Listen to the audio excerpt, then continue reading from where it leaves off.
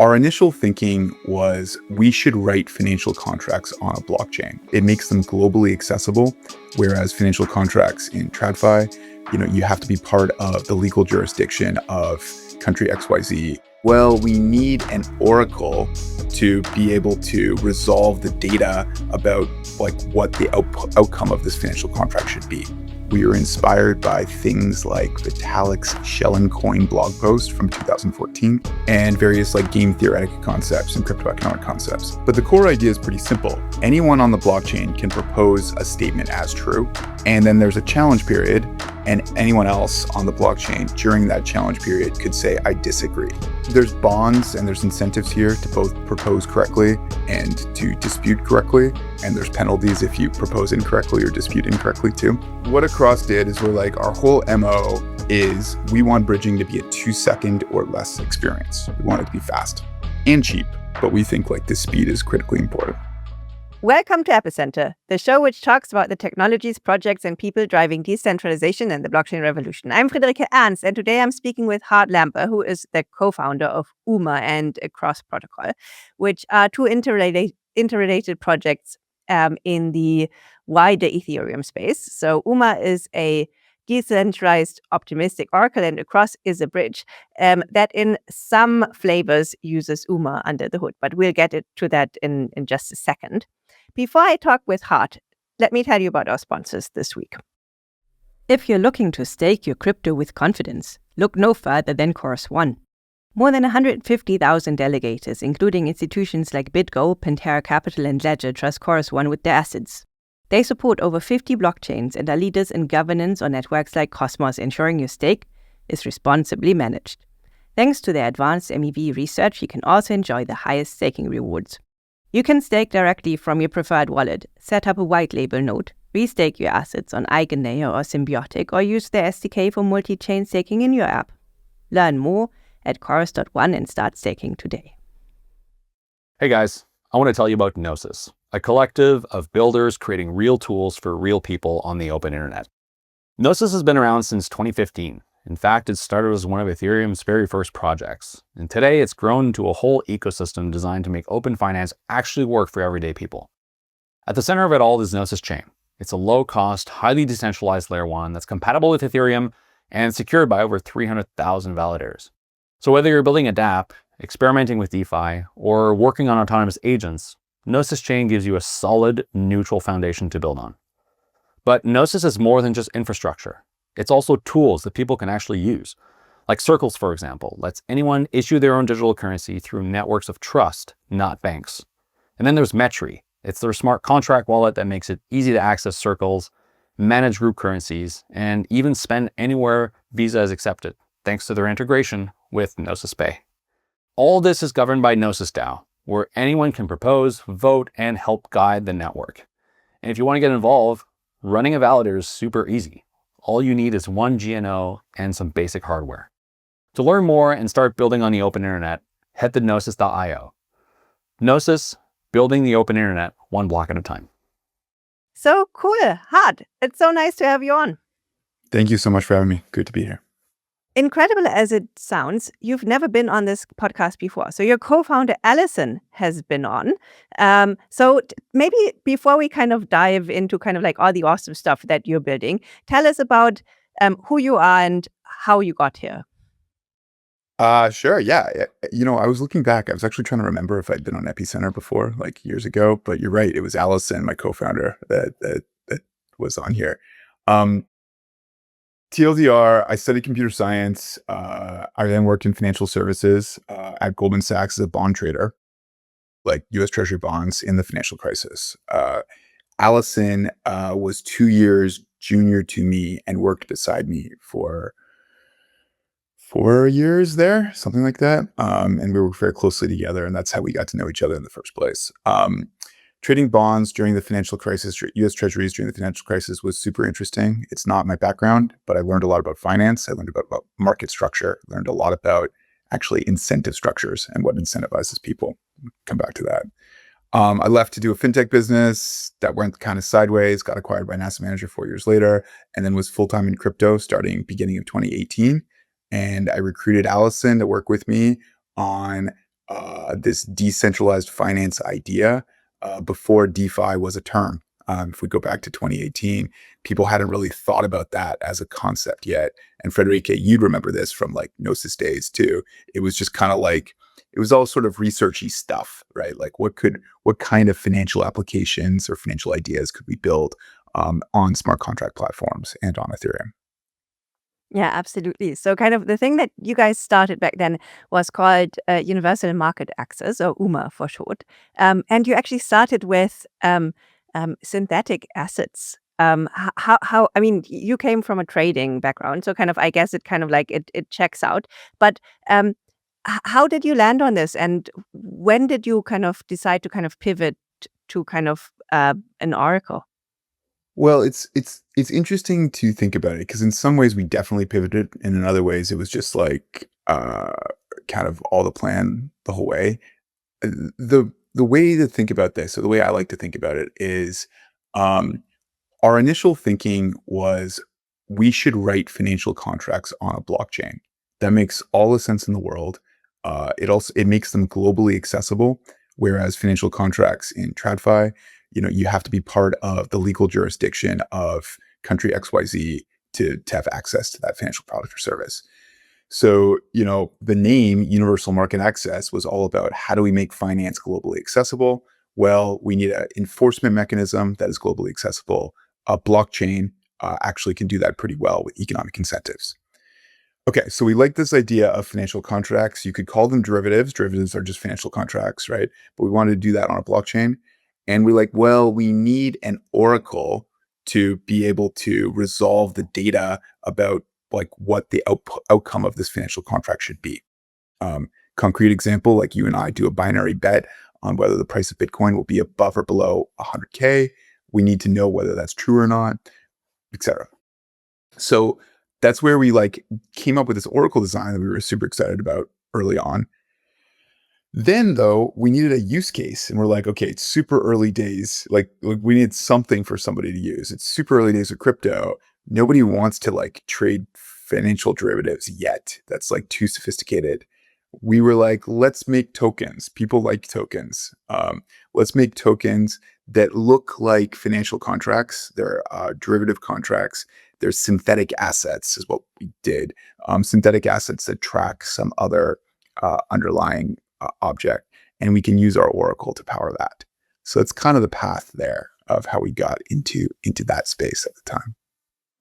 Yeah, super interesting. It's funny how kind of sometimes you start doing one thing and then kind of like you need to build like parts to kind of power this, and then kind of like the parts that power this kind of become your main thing kind of later. And this kind of happened again, right? So kind of like you guys have since launched a cross, which also kind of came out from the UMA ecosystem. And I mean, a cross is a bridge, kind of like which is already kind of clear from the name. But what prompted this? So honestly, we wanted more use cases for the UMA Oracle. And we did basically, it was an internal hackathon. Again, there might be like Gnosis parallels here too, because you guys also came to spawn up a bunch of ideas along the way. Actually, we always kind of looked at you guys for inspiration that way. But we wanted more use cases for this UMA Oracle. And we're like, okay, the synthetic assets, they weren't really taking off. This was, 4 years ago, 3-4 years ago. People want to trade crypto assets, not synthetic assets. That might actually be changing right now. We'll see. But we're like, we have this really interesting oracle that can give you data on anything.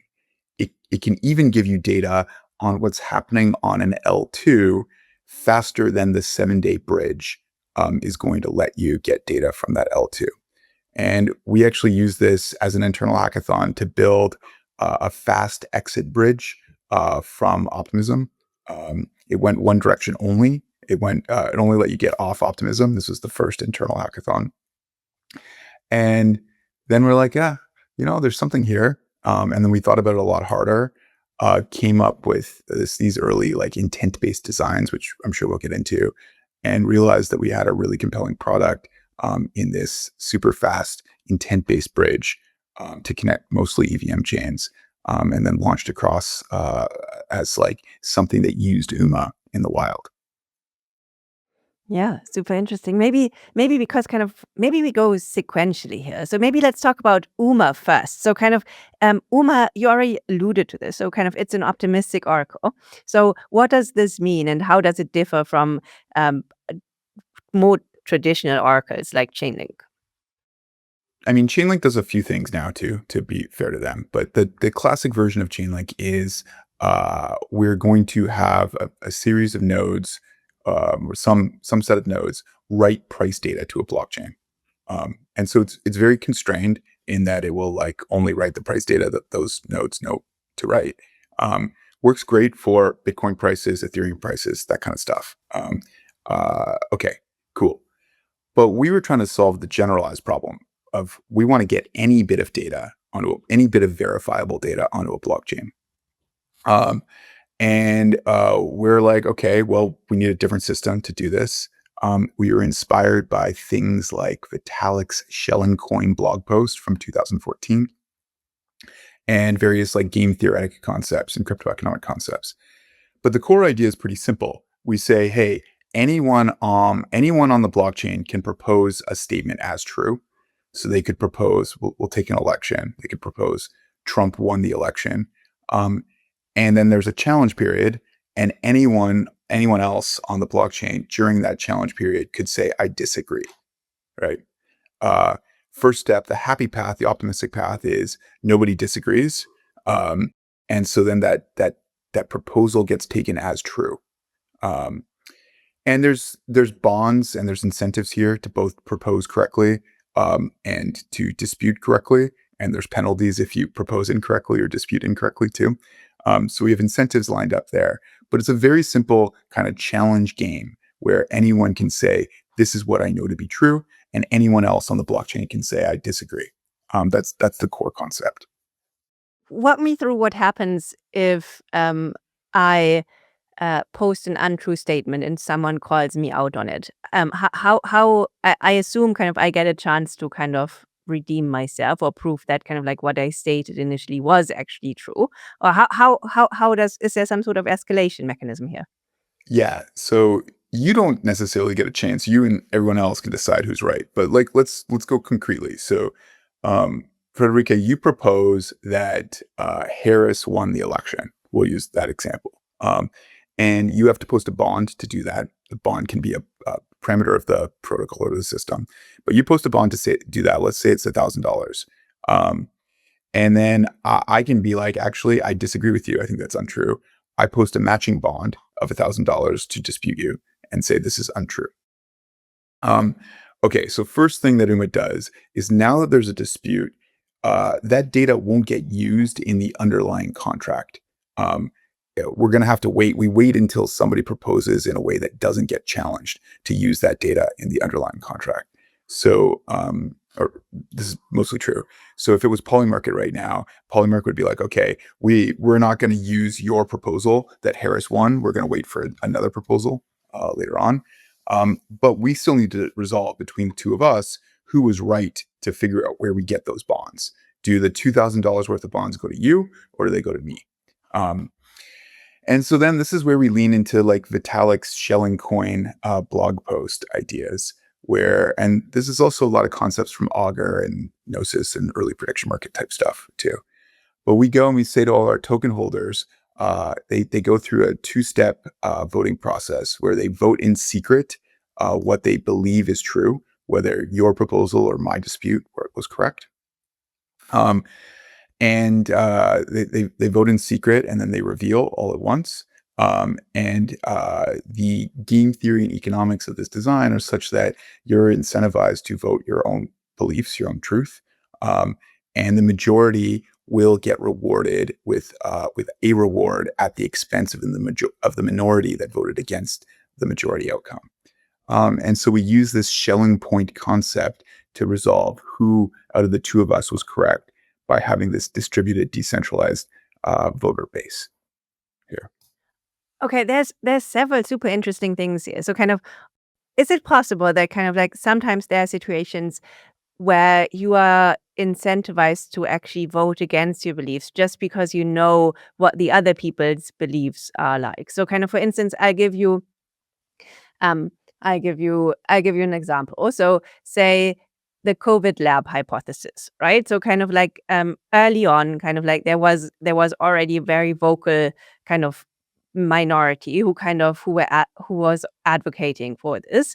And kind of as time went on, it's turned out that kind of like they weren't crazy, and maybe it is actually kind of a lab sort of thing. But someone who would have known kind of like in the very beginning of COVID that this kind of like this lab hypothesis was true, maybe because kind of like they were there on the ground, or maybe because it was them or whatever, they were involved in covering it up, or for however they kind of come to know this, they would still have been incentivized to kind of vote against what they truly believe, because they know that this is not a consensus narrative, right?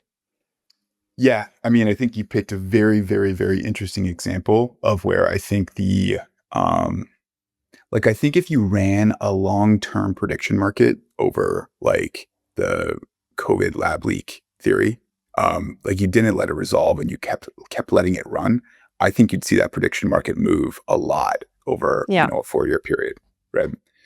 So it's a really, really interesting example.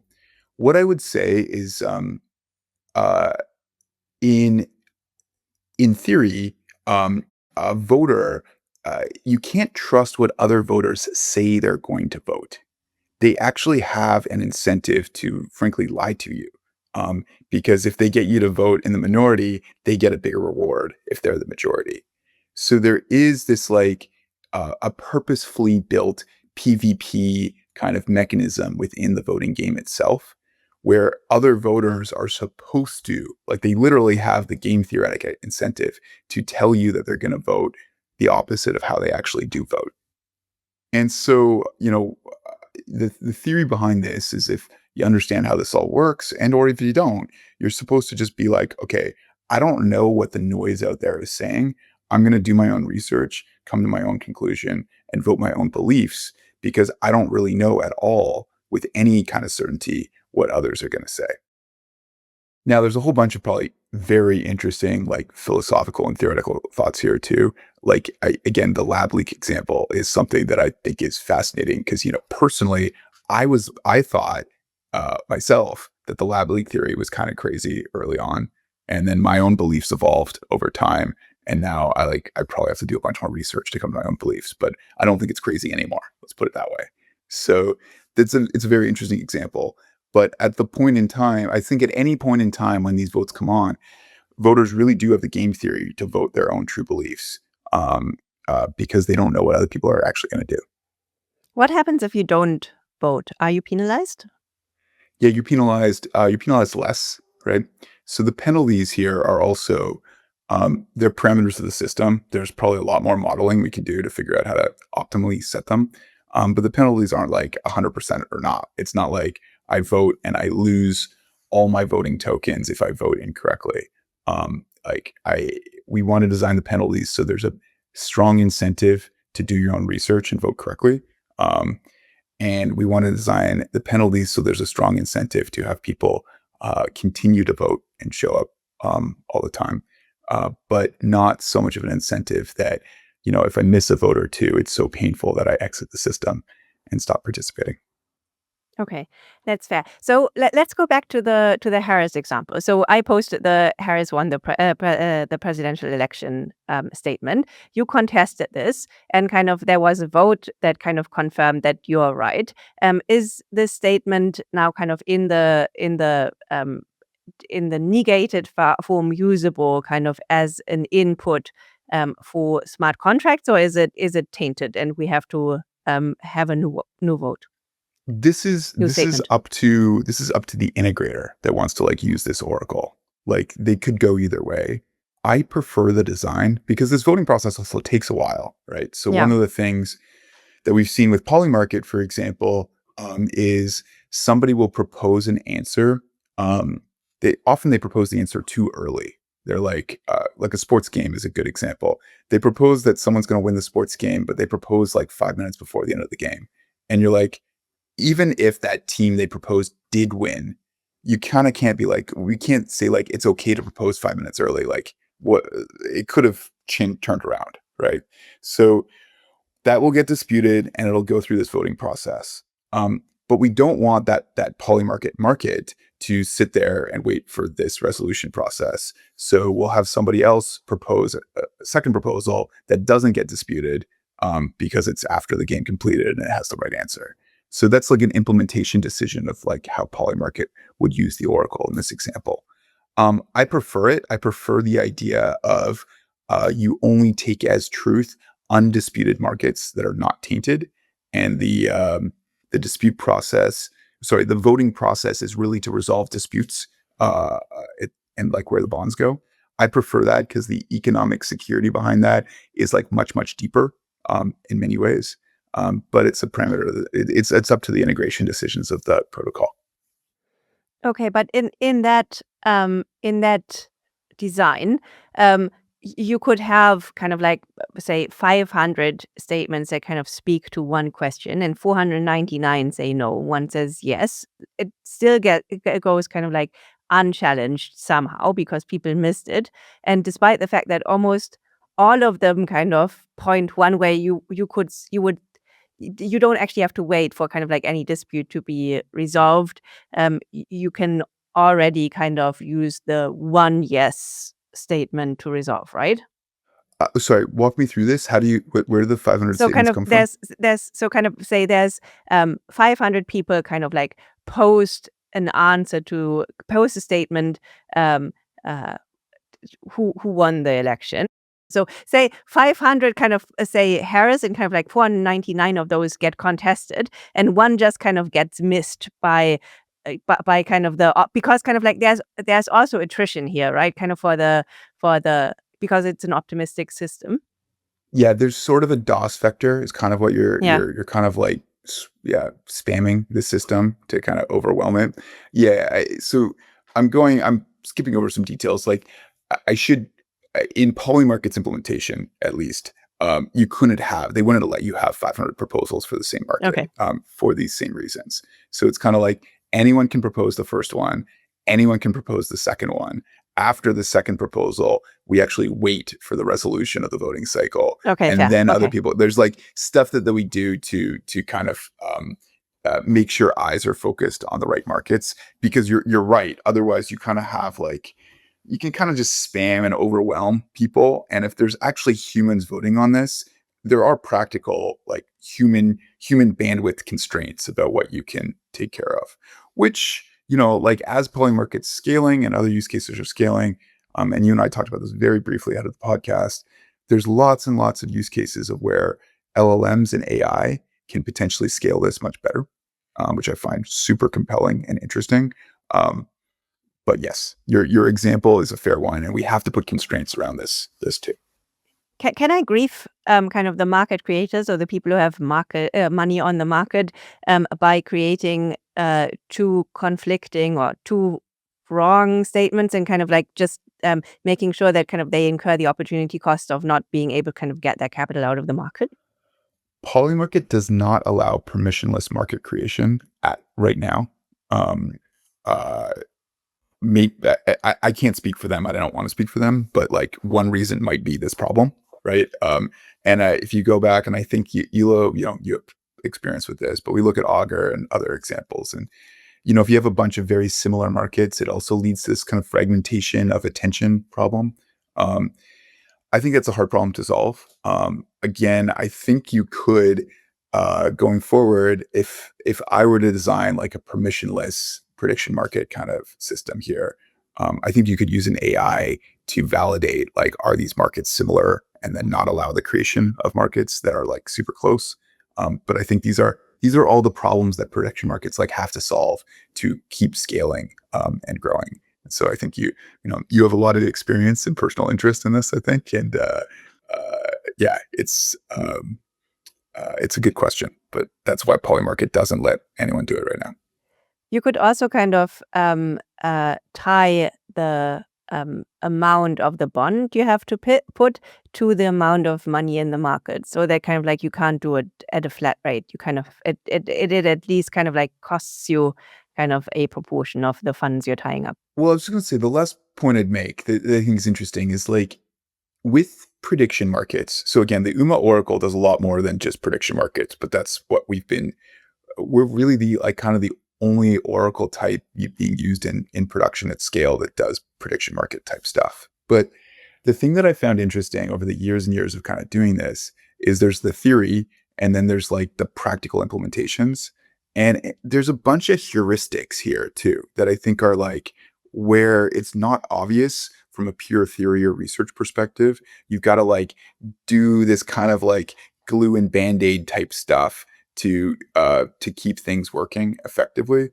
And this is where I will give like Polymarket deserves a lot of credit for figuring out how to actually grow and scale these markets. And even since the election, they have figured out how to have many, many more markets than they did 6 months ago, and have it like mostly work. So. Yeah, I agree. What's your take on fine print driven outcomes on prediction markets? So for instance, kind of on Augur, kind of invalid outcome was kind of a huge problem. And one that kind of comes to mind, where I actually think kind of like UMA worked really well as an oracle, was kind of, do you remember that submarine that kind of sank? And kind of there was a market on Polymarket where the submarine be found. And clearly it wasn't found because kind of like it imploded, right? But kind of somehow, but clearly that was not the intent behind the market. And UMA actually resolved it to, yes, it was found.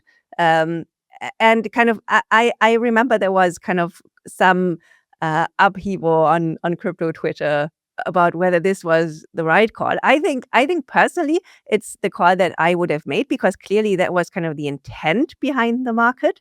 But it's really difficult. So what's your take on this? Kind of, should oracles weigh context, or should they just strictly enforce definitions? Well, you can't strictly enforce definitions because the English language or any language is imperfect, right? Frederick, like, it's so funny you brought up that example because I agree with you personally. And like, in the moment, I don't have any opinion and I don't vote or participate in these markets myself at all. But there was a bunch of people that were trying to argue that, they found pieces of the submarine, but they didn't find a big enough piece of the capsule to fully confirm it imploded, right? But like, it was like a very nuanced reading of the rules that just didn't capture the spirit of it at all. So, yeah, the thing that is super interesting about prediction markets, if we go back to calling them financial contracts, they're financial contracts, but they're binary. One side wins 100%, the other side loses everything. And what that means is that if there's ambiguity in the rules, the losing side has a really, really, really big incentive to try to be loud and proud and try to scream as loudly as they possibly can, hey, we're right, the other side's wrong. Or if they lose, they also have an incentive to scream, the system is broken, scam, manipulation, like all this other kind of attacking stuff, which, sometimes I'm on the receiving end of, which isn't particularly fun. But like, the game theory here is like, look, if it's something with some ambiguity, one side is going to be really upset because they're losing all their money. And that's human nature, right? So what's my take on this? My take on this is that it's tricky. And like, Polymarket has a process now of issuing clarifications around markets, which are also sometimes very imperfect.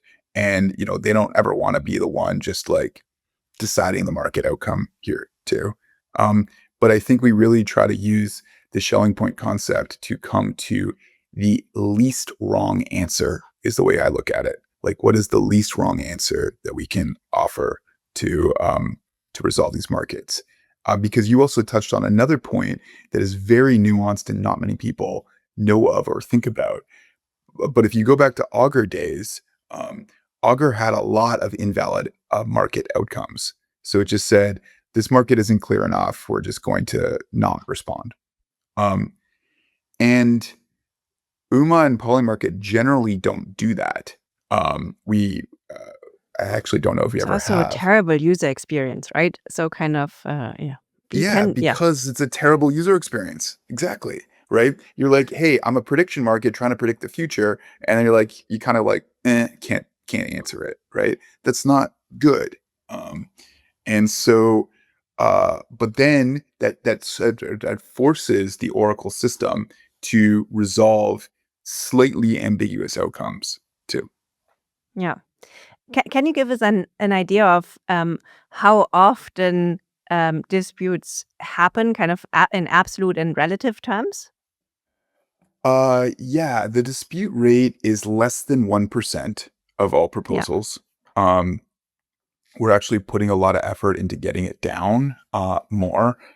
And there's a very cool project we're working on that's not far away that I think can actually lower it by an order of magnitude too.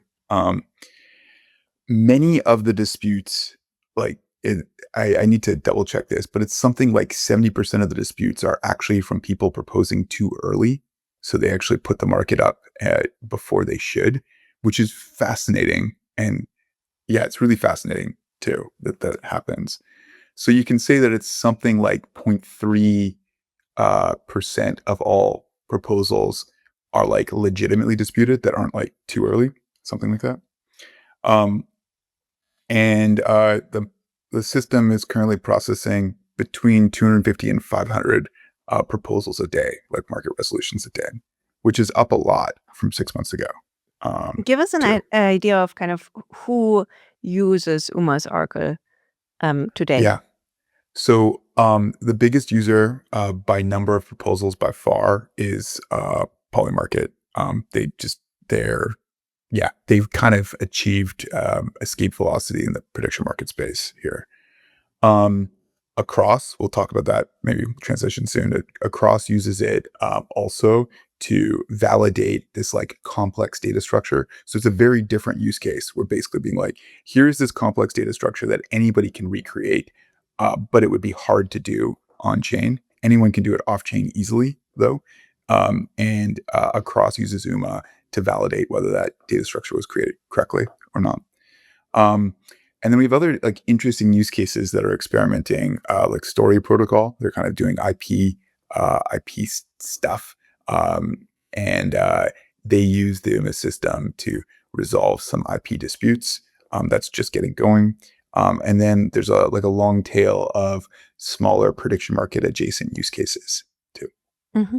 Super interesting. Maybe before we kind of transition over to Across, what talking about kind of like the optimistic security assumptions, where would you say they work well, and where do you think kind of like maybe they're not fragile, but we can do better? I think they work well in markets where there are lots of eyes on them. And eyes could be humans or machines too. We'll come back to that in a second. Um, they also work well where like false outcomes are very obvious, right? So if we go back to the Trump-Harris election, there were a ton of eyes on that market, and the outcome is actually pretty obvious. Maybe it's not obvious to resolve it like right in real time, but it's obvious like if you say this is too early or I shouldn't do this yet, and you wait till there's like enough polling clarity, it's pretty obvious, right, what the outcome is. Um, so in those use cases, I think these optimistic systems work really, really well. Um, where things get scary, right? It would be like, okay, there's so many markets. This goes back to kind of your griefing example. There's so many markets, or they have small enough value in them, or for whatever reason, there's not enough eyeballs watching them. Then I think there's like a legitimate question about like, wait, is there anybody around to dispute this if somebody does try to sneak a bad outcome through? However, this is where all of like the super intelligences that people are working on become extremely useful. And you think about what an LLM can do. Um, I don't think it completely replaces humans yet, but uh, it certainly gives us a machine to put a lot more eyeballs on a lot of things. And I think that actually strengthens many of the optimistic verification assumptions in an extremely useful way. Hmm. Yeah, I think that's a fantastic answer. So you guys, you already talked about this briefly in the beginning. So you guys actually started a bridge, kind of initially, kind of like as a consumer of UMA the Oracle.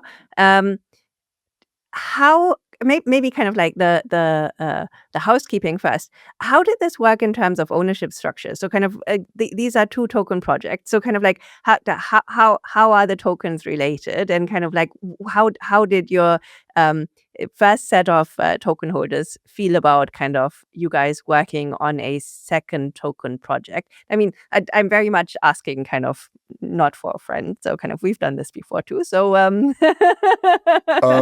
Yeah, we looked at you guys for some of this stuff a little bit too, and it was interesting. So that's so the way we looked at it is, UMA users were like are happy to have other users of UMA.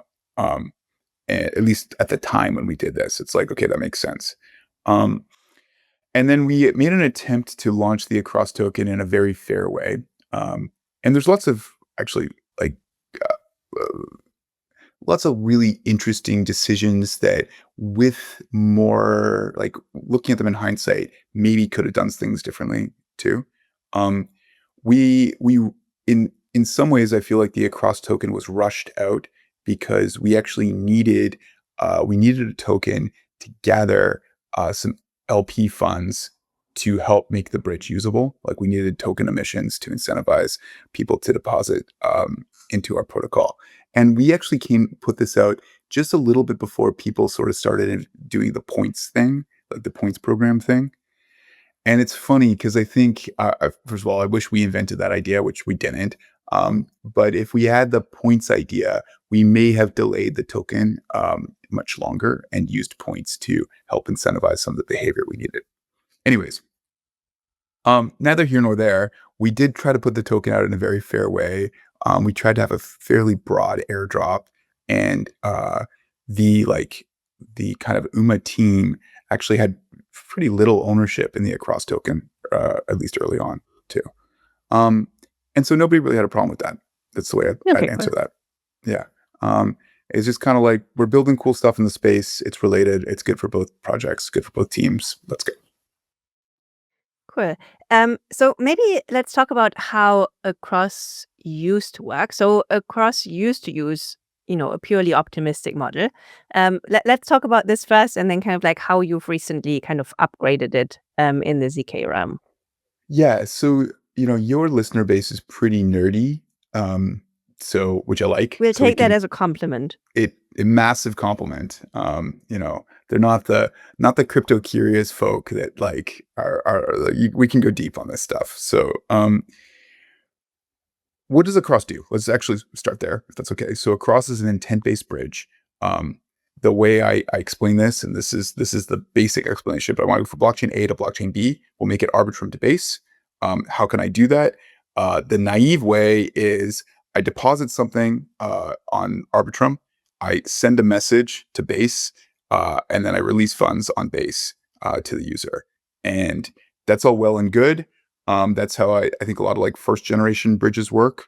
And the problem with that is I need to wait for finality, or a high degree of finality, on blockchain A before I send that message. Because if that message is wrong, I'm going to like release funds from a pool or something, or mint tokens that aren't backed if there's a reorg on A. So I have to wait for finality, and then I have to send that message. And that's like a slow process. So what Across did is, we're like, our whole MO is we want bridging to be a 2-second or less experience. We want it to be fast and cheap, but we think like the speed is critically important. So we're like, okay, well, we have finality constraints on the origin chain that just are not going to let us do stuff in 2 seconds at least with like other people's money. However, we could introduce a third actor, a solver or a relayer, same term, that is sophisticated enough to price the reorg risk or understand the risks they're taking. And we could use them to front money to the user on the destination chain very quickly. And then they get paid back later after we verify the fill happened.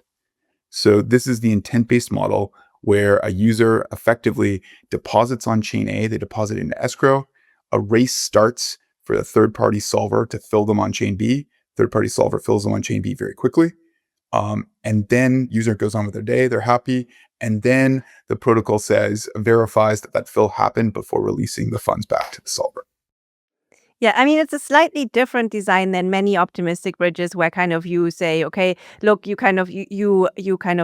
bridge optimistically, and there's a message sent across that bridge, and then kind of on the other side, kind of like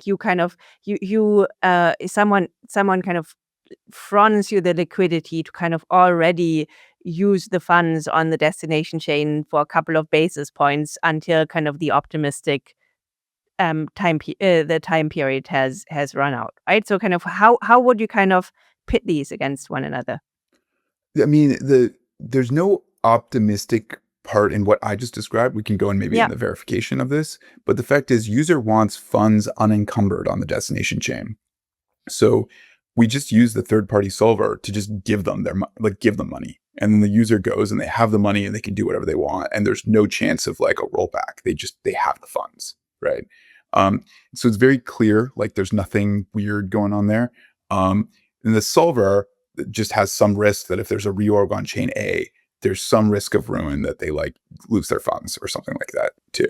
But they're very good at pricing this, and we use market forces to price this reorg risk all over the place. And so it really does allow us to have 2-second bridge experiences between all the major L2s with like pretty low fees, very low fees. Can anyone be a solver? So kind of like, say, for instance, I had dirty funds that kind of like I wanted to distribute amongst kind of like innocent people, kind of say from some sort of hack. Could I just kind of like send this to people on the destination chain and kind of reclaim the clean funds that they initially deposited? Man, you're asking like the hard questions here. Solving is permissionless. With like asterisks and caveats. We have not had any rogue or like any dirty solvers participate in our network. And we do have ways to prevent them from participating in our network while still maintaining the permissionless ethos. I don't know that I actually want to share all the ways that we have to prevent them for Yeah. reasons. But it's a very good question that we've actually gone pretty deep on. There's also it's not a very good mechanism to wash funds either. Like it's all pretty. You have to compete against our other solvers that are very competitive too and win. So it would actually require a lot of expertise to do this at any type of scale too. But we so do does have all laundering. Kind of like laundering is an incredibly labor intensive business, right? Kind of like this is why Lazarus has like 20,000 people doing this. Is it 20,000 now? Well, it's 25,000 in total, but kind of like a majority of them are supposedly doing laundering. So Yeah. yeah. Yeah. Okay. Well, for our friends out there, I'm not going to share how we can prevent this, but we can prevent it, I think, in a fairly robust way, while also securing the ethos of permissionless participation in our network. And we haven't seen any evidence of this to date, too. Okay. So How does the pricing work? So kind of like I mean, there's lots of things that kind of I have to factor in. So kind of like, how often can I use my funds one way or the other? Kind of like, is there a preferred way of bridging? Kind of, do I have to kind of route them kind of back the long way or kind of like, yeah. So kind of all of these things. So kind of, I assume kind of every solver kind of does this kind of like on their end. But do you have any idea of kind of like what goes into this pricing mechanism? yeah, I have a lot, and it's super nerdy and super fun. But you can actually step back and be like, okay, so filling this intent, again, go back to our example from A to B, from Arbitrum to base. Filling this intent, we're actually kind of competing on 2 dimensions, competing on price and competing on speed. Who can do it fastest? And what we've chosen to do to date is actually just compete on speed. So our API, you can set your own fee. It's permissionless that way. But our API will tell most users that use like our API or use our front end, we will suggest a fee of what the user should submit. And then all the solvers are purely competing to win that fee on the destination chain, competing based on speed. And we've done this because we really tried to sell the fast user experience. And so we definitely, in many ways, definitionally, we charge too much. We charge more than the marginal cost, the like purely competitive price of what it would take to fill on the destination chain, because we are trying to have all the solvers compete on speed. And we've gotten our own heuristics to kind of set that price in a way that we think is going to lead to good competition on the fill.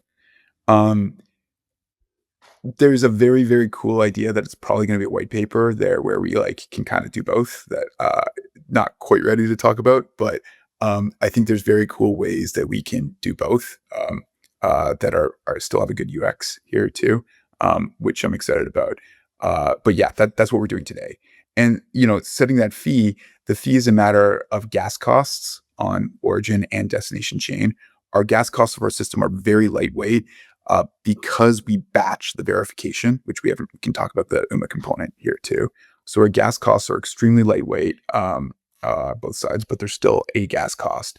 So that goes in part of the fee estimate. That goes into the fee estimation. The other costs would be, okay, how long before we repay the solver? So they're making a loan. What's the cost of capital? How do we manage that? Or the third cost would be rebalancing costs. So solver has to front money on this chain. How easy or cheap or how long does it take to rebalance funds on and off of that chain, which is a very difficult thing to measure, but you can kind of approximate it. And then the fourth cost would be the fourth cost we actually get to ignore. The fourth cost would be like, what's the risk of a reorg on the origin chain, which would cause the solver to not get repaid? That actually gets priced into the speed competition. So solvers can be like, okay, how many blocks of finality on the origin chain do I need to see the user's deposit transaction into escrow before I feel confident that the risk of reorg is low enough for me to actually take this risk on? So that one kind of gets lumped into speed here. And so we get to think about this pretty deeply. It's pretty fun. But that's the nerdy answer to your nerdy It's kind of question. like a reverse Dutch auction, but yeah, and you send the bid at the time point where you feel like kind of the costs kind of balance. So you kind of recently switched to a ZK bridge or a ZK verification mechanism for part of the bridge experience, namely to BSC, right? Correct. So we've added ZK magic, and it really is magic. We've added it to part of the across intent verification. Let's call it the settlement system here. So I look at across and all intent systems in 3 layers. There's like the auction layer of who's going to fill the intent. There's the solver layer of who's the solver that's actually doing the work to fill the intent. And there's the settlement layer where funds go into escrow. And then we verify that the intent got filled before releasing funds. So one thing that Across does that I think has been critically important to us working well to date is we don't verify each intent individually. So the naive system would be like, okay, intent got filled. I now need to send a message proving that the intent got filled to release that user's funds from escrow. And that means I'm sending one message per transaction, per bridge transaction, which, we're doing 50,000 plus transactions a day. It's a lot of messages that are costly. It's just a lot of stuff. And so we've always taken the approach where it's like, well, and you also have to send the message, it's pairwise, right? So if I support n chains, I have n squared routes. And so I have to send messages in all these directions. And it's kind of a mess. So we've always had the approach that we're like, actually, we're better off batching all of the verifications into a period, an epoch, and we make it about an hour. So we say, okay, for every hour, we're going to look at all the fills across all the chains, and we're going to create this data structure. We call it a bundle that says, here's all the fills that happen on all the chains. We sum them up. If you're a solver that did like 10 fills on one route, we say we're going to pay you once back for all these fills, which also reduces gas costs. Do all this stuff. And then we take this bundle, we optimistically verify it using UMA on mainnet. And then once that bundle has been not challenged, past the challenge window, we then use the canonical message bridges to send it to all the L2s to a contract that will release funds if there are funds to be released to all those chains. So it was like a long process I just walked through, but we're basically doing batching, then we're optimistically verifying this batch, and then we're using the canonical bridges to send that bundle to all the chains. That makes a lot of sense. Let me just quickly kind of interject here, kind of the people who kind of verify this on the UMA network. So the people, they are in principle the same crowd who kind of also you go to for polymarket statements and so on. So kind of how, kind of verifying a data structure and kind of saying whether who was elected president are two very different skill sets. And I think kind of like not kind of one is much more vanilla than the other, right? So kind of like how do you scale up your validators to kind of yeah. Well, there's two. I think you're sort of skipping one step here because there's the disputer in the across system. So the disputers actually naturally are solvers in our system too, where they're like, wait, this bundle doesn't pay me back the money I'm owed. I'm going to dispute it, right? So we actually have a natural set of sophisticated disputers for the across system to be like, this bundle isn't right. Once it's been disputed, then you're absolutely correct. Then the same UMA voters that are voting on did Trump or Harris win the election are now voting on was bundle A or bundle B correct, right? Or rather, they're voting on was bundle A correct or did it miss something? But they now have period like time where it's like somebody can go and be like, if you run this code, which you can go and do yourself, and you should go and do yourself, you can see that this bundle was incorrect for this reason. And so then the voters are kind of just able to capture that part effectively. Okay. Does that make sense? Yeah, that makes sense. Maybe let's talk about kind of like the wider bridging space. Okay, so kind of we see kind of. Can I go back because we didn't talk about the ZK bit in across yet, and I want to make sure we get that. So first step, if you go back to our design where we're doing this batching, optimistically verifying this bundle, and then because we actually had this belief where we didn't want to add in additional third-party trust assumptions, we were using the canonical bridges to send this bundle to all the chains. So a requirement in the across system before ZK was that you had a canonical message bridge that could connect to Ethereum L1. And there are chains that don't have that, and they're growing, right? So what we've done with Succinct is we've created a ZK proof of that bundle. And then we're able to take that ZK proof and bring it to any chain, including chains that aren't connected to Ethereum mainnet, like Binance Smart Chain. And we can then verify fills like they had a canonical message bridge going to that chain. So we're able to use ZK to basically delete the need to have a canonical message bridge between Ethereum L1 and the L2. And this has advantages also for L2s that do have canonical message bridges because they're different. It takes us engineering work and like smart contract audits to add new L2s because their message bridge might look different, whereas the ZK proof is the same on every chain. So our new process is batch verify, batch these intents, verify them optimistically, create a ZK proof, and then send that to all the chains. You can imagine that we might be able to do more ZK stuff. Hint, hint. Like we might be able to do more ZK stuff that lets us like further compress that process and get to more chains faster too. Cool. Yeah, no, that definitely makes a lot of sense. How do you see kind of the fragmentation in the bridging space? So do you think kind of we'll converge towards one dominant model, or do you think kind of we'll retain kind of this balkanized state? There's an incredible amount of nuance in that question. But again, you have a nerdy listener base, so we can touch on it, right?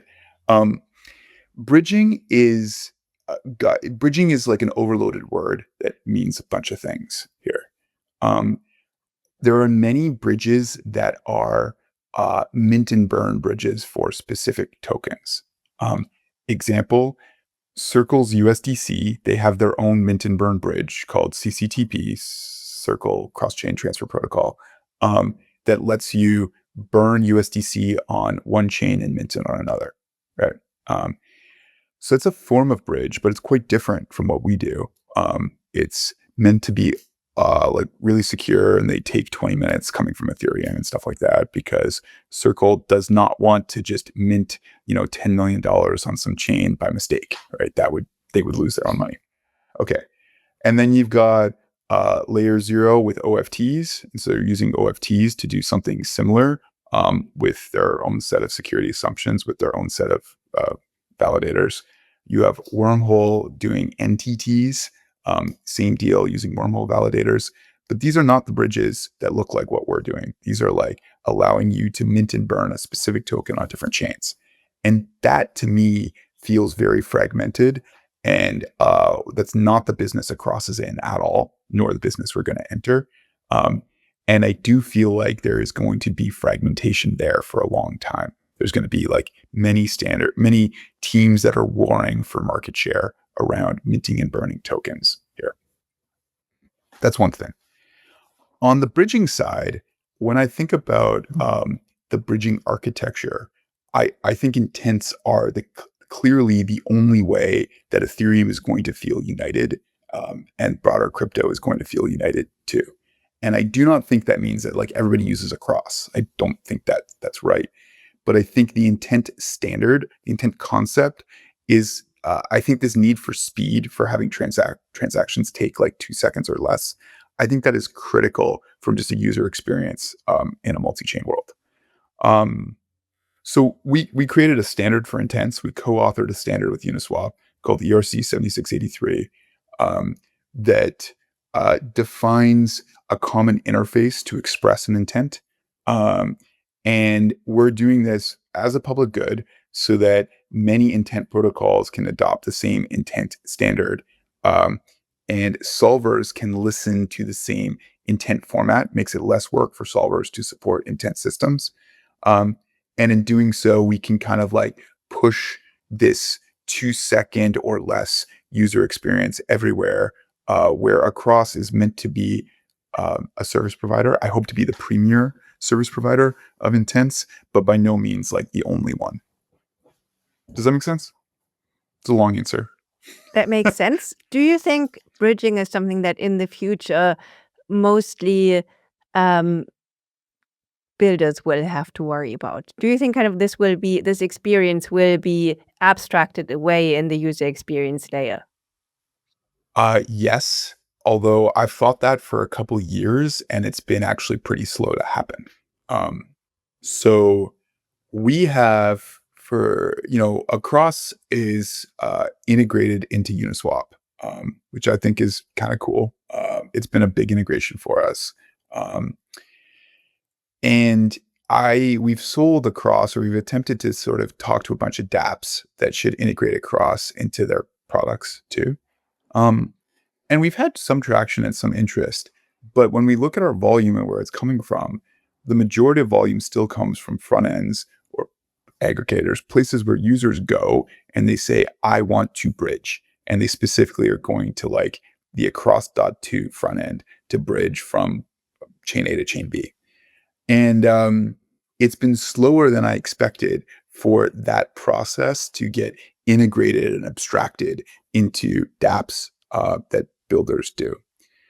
And I don't actually think I totally know why yet. My working theories are Crypto is still got a bunch of degens that actually like doing bridging manually. They like enjoy the process and they enjoy doing it. That's one theory. The other theory is the infrastructure and the kind of standards around bridges haven't matured enough that builders feel comfortable integrating it or really pushing it, is another theory. Yeah, but I think that's the one that kind of like I would probably subscribe to. Kind of, you don't want to bake something into your system that you don't know is going to be around in 6 months from now, right? So um so I think kind of as a builder, kind of saying, okay, look, we'll just be agnostic here, um is often simpler. yeah, I think you're probably right. Or I think it's a working theory, I should say that. And I also think wallets play an important role here. So 7702 and putting smart contract wallets everywhere, I think is huge for intents and huge for cross. And this is something that, frankly, we need to be a bit louder about. Other people need to be a bit louder about too. But if I have a smart contract wallet everywhere, there is a design pattern where I could keep my money on a home chain. Like, let's keep doing the A to B example. So I keep my money on Arbitrum. That's just my preferred bank, like home chain bank.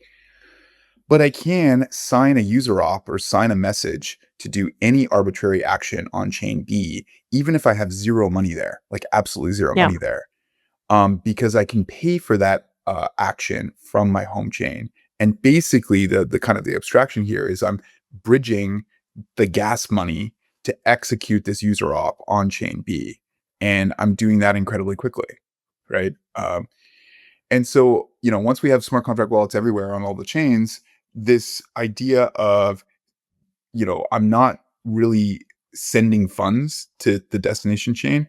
I'm sending a message I want to execute, and I'm like just in time delivering the money to pay for that message.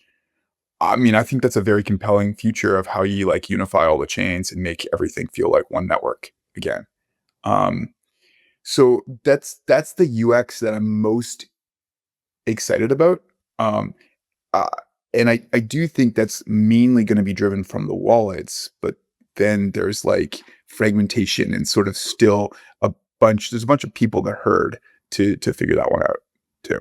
Yeah. So I mean, the entire kind of like smart wallets on all chains kind of thing. There's a bunch of underlying problems that I think are not generally appreciated enough. So kind of, for instance, I mean, obviously, kind of like now with Create 2, kind of you can kind of create on the same address.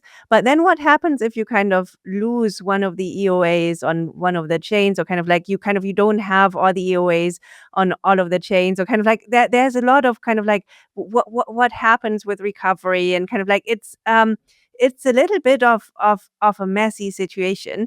And I think I mean, I've also always been in camp kind of, we need smart wallets, just because kind of like it's clearly the way better user experience, but there still are kind of a bunch of unsolved user problems kind of that Yeah. come with it. Yeah, well, like you have experience here. You know this, right? Yeah. This is like the being in industry and trying to, not the theory, but the practical like implementations here too. Yeah.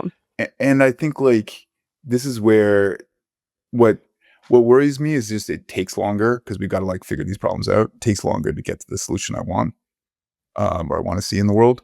Um, it doesn't change the fact that I still think we're heading in the right path. Like you said, we need smart contract wallets everywhere, and then we need uh, infrastructure. And I really think of like what we're doing from intent bridging.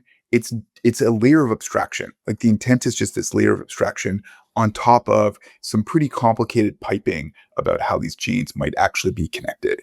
And so the solvers might be using Binance to rebalance or whatever. It doesn't matter. There's just all this other piping under the surface that users shouldn't have to see because they're operating on this like thin intent layer of abstraction. And that I have a lot of conviction that that's like a necessary piece. I just want to get it there as fast as we can, and then make the user experience be as abstracted as possible. But yeah, it might be a little bit before we do that. How do you see the interplay between bridges, rollups, and shared sequencing. So kind of could across one day kind of integrate with shared sequences. It's a really good question and really nuanced. I I th- there are so many innovative technologies around like pieces of interoperability. And to throw something else there that you didn't mention, like think ZK proof aggregation, kind of like some of what the egg layer stuff is doing too. Um, there are ways that you're gonna have really interesting ways to send messages between chains too, and send funds. Um, Shared sequencing too. There's like okay, so fun ways that a couple chains or some set of chains could do somewhat synchronous things between them. I think is great. When I look at this, there's no one technique that's going to touch everything. It's like there's going to be these like pockets of interoperability, and you see this with like, okay, so superchain might have some interoperability here, and there might be some shared sequencers over here and some egg layer proof aggregation over here, and then these chains are connected by Binance over here, and you just have these like this Venn diagram that does not have everything under one circle. And the way I look at it is intents are that one circle kind of layer of abstraction where we basically put the solver in charge of figuring it out. And they can use any of these underlying techniques to do it faster and cheaper, which lets them deliver the intent product to users at a better price. So that's kind of how I see the interplay between all these things. Does that make any sense? Yeah, makes a lot of sense. I think there's still a lot of things to kind of like be hashed out, but I think kind of this is also kind of just the state of the um of uh of the technology, right? I kind of have one final thing kind of like I'd like to touch upon because we haven't actually talked about it at all. So Uma and Across kind of they are super cool projects, and kind of what I always find fascinating is um how well kind of your governance systems work. So kind of if you look at the DAOs, kind of um they are pretty alive, right? So kind of if you look at kind of your DAOs and kind of the common DAO, what do you think you guys are doing right? Wow. It's funny because we just got some weird FUD on the internet about attacking our governance, and it was wild because I generally agree. I think we've actually done a pretty good job on this. Um, we've been around for a while. We actually have a lot of token holders that are not investors that hold like reasonable chunks of tokens too, I think. And again, I don't actually track token addresses or know who people are, but by being around for a while, we have former employees that like us, are happy with us, and have chunks of tokens and actually participate in governance, which I think is cool. Yeah, Frederick, this is an interesting question. I mean, I appreciate it, but I think we try to have, we try to, I try to direct kind of our foundation that's doing the work, Risk Labs, to be relatively opinionated about what we think is good or bad, um, in a way that minimizes DAO infighting. Is kind of what we're, we try to do. Um, and we try to make proposals or suggestions that we think make a lot of sense and have to be well reasoned. Um, and then we have a bit of an opinion. Um, uh, so I think in the spectrum of like, we are by no means operating like a centralized company, like centralized Delaware C Corp. But we're also not trying to be like, hey, community, you guys figure it all out too. Yeah. We're trying to do something in the middle where we're basically like, here's what we think should happen from the Risk Labs Foundation perspective. And we are looking for community sign off on it, which frankly is like, it is like how a Delaware C corp shareholders interact. It's like a management team makes a shareholder proposal, and we ask shareholders to vote on it, right? So I think that's the kind of analogy we've been going for. Cool. For people who kind of want to become involved with either UMA or Cross, or kind of who want to build on top of you guys, where do we send them? So you can follow me on Twitter at Hal2001. It's my initials, HAL 2001, which is also from 2001: A Space Odyssey. But you can follow me at Hal2001 on X or Twitter. And then the two projects, it's a Cross protocol and UMA protocol on X or Twitter. Follow us there. We're hiring. We're building actually a lot of fun stuff. Sorry, small plug. We're trying to engage in like there's a bunch of really interesting stuff going on, both on like the polymarket side.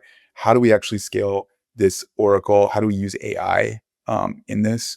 And then on the bridging side, how do we like make Ethereum and make Web3 just feel like one network again? So I'm pretty pumped about our near-term objectives too. Super cool. Thank you for being on. Thank you so much for having me. Really fun.